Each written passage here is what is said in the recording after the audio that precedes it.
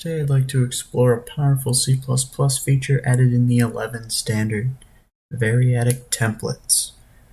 Variadic templates, also referred to as parameter packs, are probably the most important tool a C++ metaprogrammer has.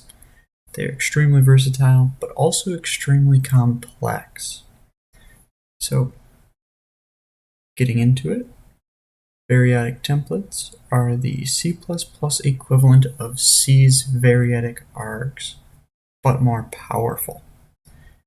In this example we already have here, we have two functions that do the same thing, kind of, a little bit different, but we'll get into that later.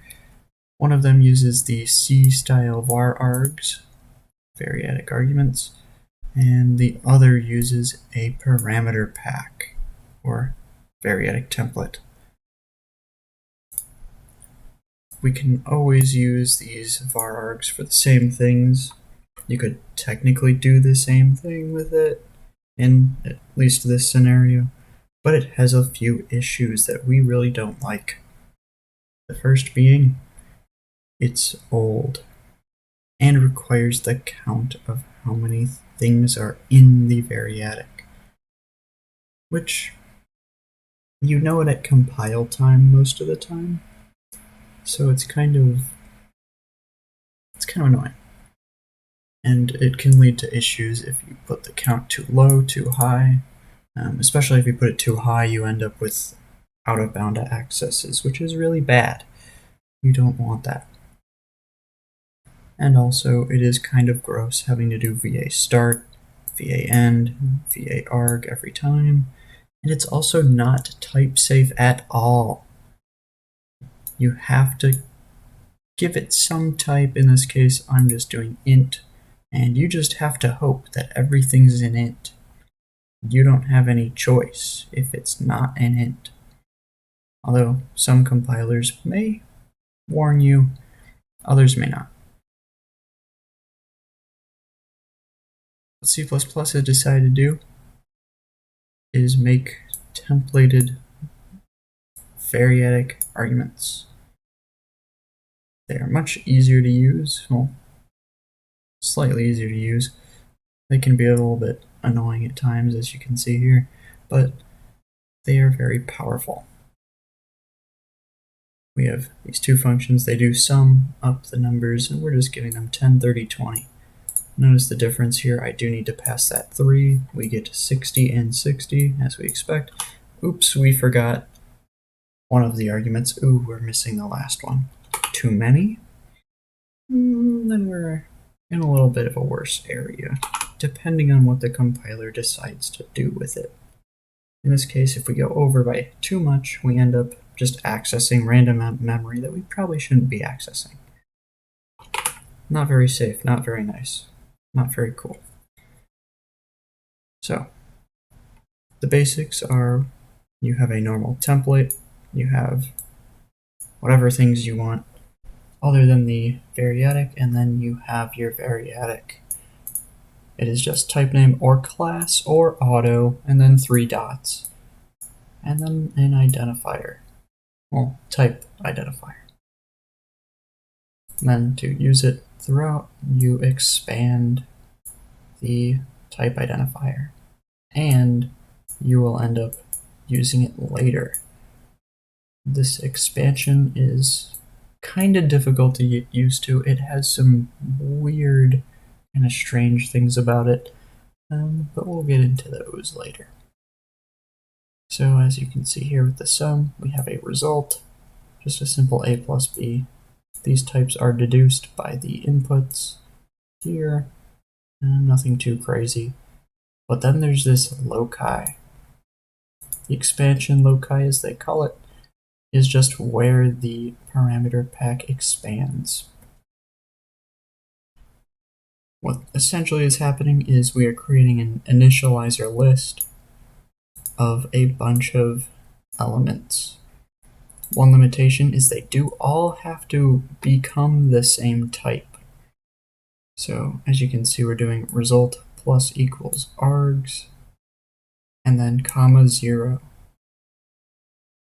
What's essentially this is becoming essentially is result plus equals some number, and then 0 is the thing we get. We end up getting this 0. That's very important because it means regardless of what this returns, it will always be an integer, 0. So there's no type error there here. And then there is a big issue with this is not used anywhere else. There is a copy of, well, there's a initialization of the initializer list, which is kind of gross. And also it is unused, and some compilers, depending on your flags, may either generate a warning or an error for this. So it is not very nice. Are there ways around this? Absolutely. One way to get around it is through fold expressions. Fold expressions are super cool, but they're also a little bit weird, as with anything with these. I'm just going to make this const expr just to show it is in fact const exprable. This, on the other hand, is not const. Cannot make this const expression. But you can with variadic templates. Very important if you're doing compile time stuff. So, what exactly is a fold expression? It takes a similar form, but it is a little bit nicer. It was added in the 17 standard, so unfortunately you won't be able to use it unless you are in the 17 or later standard. And as you can see, so much nicer. We just get to do the identifier here, and then one of the many binary operators. So this could be plus, minus, multiplication, division, all those other binary operators. And then the ... and then some optional, this is optional, some initial value type deal that you have here. These two are absolutely required to be the same. They have to be the same. They cannot be different. Also, you do need to put parentheses around this expression. Just to show you that it will give me an error if I don't. And the errors, unfortunately, kind of suck. We get something like expected right parenthesis before plus token. Not very cool, not very fun. But when you do get it right, it's very nice. It also generates better code than the variadic arguments. Well, the C-style variadics. The C-style variadics, as you can see on the right, generate a lot of stuff. We have all these moves, this conditional jump, and then another jump, some more jumps, more crazy jumps. Not very nice. This one, on the other hand, a bunch of moves, a couple adds, and you're done. It is actually more efficient to use a fold expression when you can, with both the potential runtime and definitely the compile time. The expansion loci that we were using, it does have a little bit higher compile time overhead generally, but it's not too noticeable. You can use either. The runtime cost is roughly, I want to say, exactly the same in most cases if you can easily convert between the two. The main reason I say that is the compiler is super smart. It already knows what we're trying to do. It can optimize the entire thing away.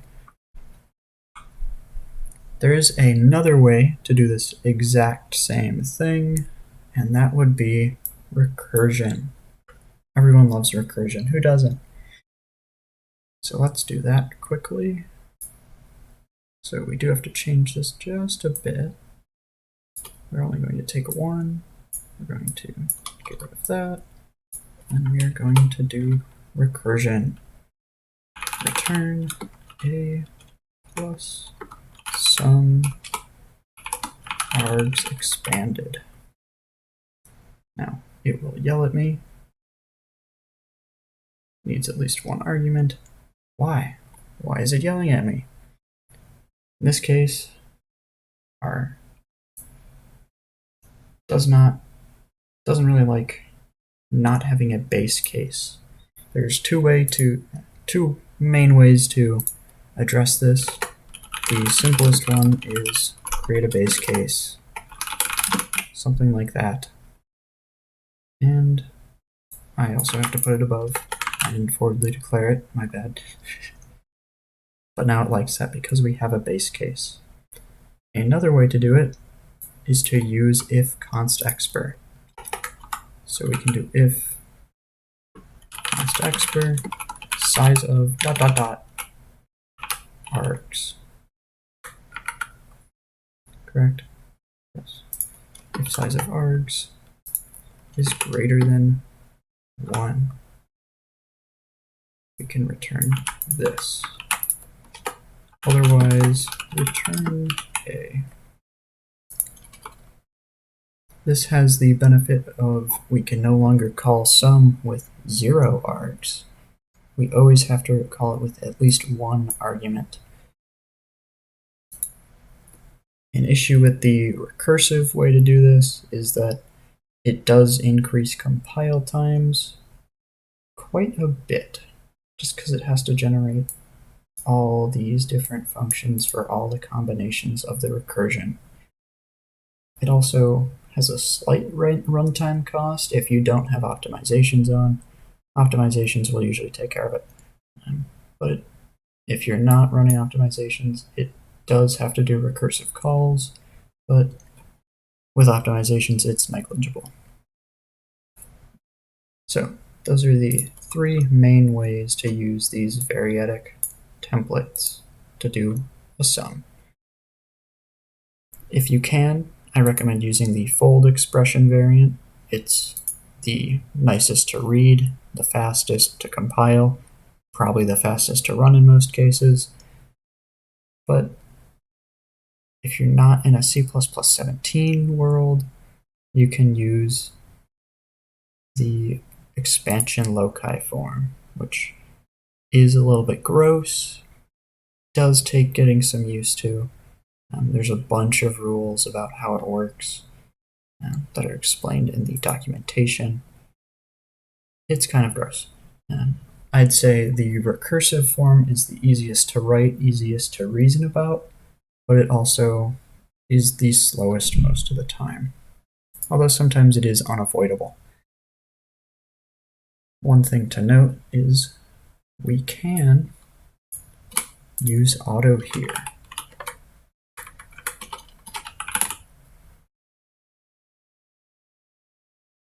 Auto can do that for us. Very nice, very cool. I don't recommend using this as your sum because it has issues. Mainly it's not const ref and some other things, but this is just an example. Don't use this code in production, please. So, getting on to a slightly different topic, we have multiplication. Everyone loves multiplication. Who doesn't? It's great. What we have here, as you may have noticed, these are not type names. In fact, this takes no direct parameters here. No runtime parameters. It's a little interesting, but you can do non-type template parameters that are variadic. So non-type template parameters that aren't variadic behave the exact same way as they would with normal ones. So as you can see, we just have another fold expression here using multiplication instead. And this is, as expected, giving us the multiplication of 2, 5, and 10. And then just to show we can't have none, it doesn't like this, can't have 1 because of A and B. and we can have as many as we want. Now, non-type template parameters are really cool because you can do a lot of really neat things like make jump tables at compile time, but that's a topic for some other video. Let's go into a more in-depth view of just types. There's a lot of code here now. So this is a compile time type stack. It is inspired by the compile time regex library by Hanna Dusikova. I apologize for the mispronunciation. I recommend that you do check out that project. I will link it in the description. It's very neat. So there's quite a bit going on here, and it's kind of messy, which will kind of happen when you're using templates. But starting from the top, we have a variadic templated struct called stack. We don't actually give this a name because we don't really care. We have a using statement for the empty stack, just a little quality of life feature. We don't really need this, but it's just a little bit more readable, I think. So we have the two main stack operations implemented here, push and pop. We also have it print, but that's a little weird. So starting with push, we have two scenarios. You are pushing just a type, a singular type, or you are pushing another stack. Starting from the type pushing, we take as an argument a stack, just a generic stack with these types. The types will be deduced by the parameter type, which is very nice, makes it so you don't have to repeat yourself. And then we are using the trailing return type. I forget which standard this was added in, but I believe it's a more recent one. Actually, no, this is an 11. Yeah. If you haven't seen this, just pretend that this part is here. And it returns a stack with the type appended to the front here, and then the rest of the types. As you can see, we're just zero initializing it. It doesn't actually have any data associated with it. When we do multiple stacks together, we take two arguments. One is the first stack and the other is the second stack. As you can see, it is possible to have two variadic templates in one function, one template. This is very useful, but make sure that you use it in a deduced context. Notice that the arguments are able to allow us to deduce these. If it cannot be deduced, you will have a compiler error. And for this, we are just simply putting them together like this, returning an empty struct. On to the pop operation. The pop operation requires that we take some type and then more types. We use type deduction again here with this stack, and then we return the stack without that first type. We do have to handle a base case. If we have an empty stack, it's kind of weird when you try to pop from, there is no type there. So we'll just give them another empty stack, just so we have something to work with. Next, we have our printing. We are printing from the bottom of the stack, so that's the furthest right type to the left, so right to left, so it prints a little nicer. It's a little hard to get your head around, I think, just because I'm doing things in reverse order, reverse insertion order. But we start by calling print to the furthest depth. So that ends up getting us to this empty stack. And then we start printing. So that starts at the very right side of our types in that parameter list. And then goes to the left as we go forward. Kind of weird, kind of annoying. Next we have print line, just calls print, and then new lines. Nothing too intense. Then we have our main. In our main, we have 6 different examples and a starting state. The starting state is the empty. We aren't printing that right now because it would just print nothing. Well, it actually wouldn't print at all. Well, if you did print line, it would print a new line, but that's it. So with state 1, we push an integer to start. State 2, we push a string. We push a float and then a string to state 1. Then we pop from state 2. We push a const double pointer after popping from state 3. We push void to state 4. And then we push state 5 to state 5 to get state 6. And we are printing that all out. So going back over that, we start at start. Then we push int on the right. Unfortunately, GCC and Clang have horrible type names, and they aren't very useful, but I is for integer, F is for float, D is for double, V is for void, capital P is for pointer, capital K is for constant. And then there's a mess we will get to soon. So we push our int, and we have state 1. State 2, we already have an int, we push a float, and we push a string. The string type signature is very long and very gross, so we pop it and get state 3, which gets rid of that string. We don't like the float, we wanted a double instead for some reason, so we have our int, we push a pointer to, well, const pointer, double, and then we have state 4. State 5 adds void onto that. Note that you can push void. Since it is just a type, you don't have to worry about actually having any values because we're working purely with types here. And then to get to state 6, we push 2 state 5s together. If I were to change this slightly after we look at it, so state 5 was just I, pkd, v, and as you can see it appears twice here. Let's try changing that to state 1 and state 5 together, and we get I, pkd, vi. Note, it's in reverse order.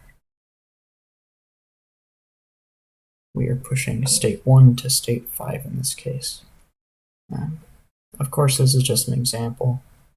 There are a lot of different ways to do something like this, but this is one way to do it.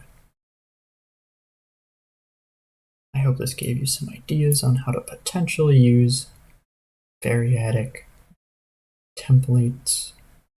They are kind of difficult to get used to, but they are very nice once you do get used to them. They can be used for a variety of purposes.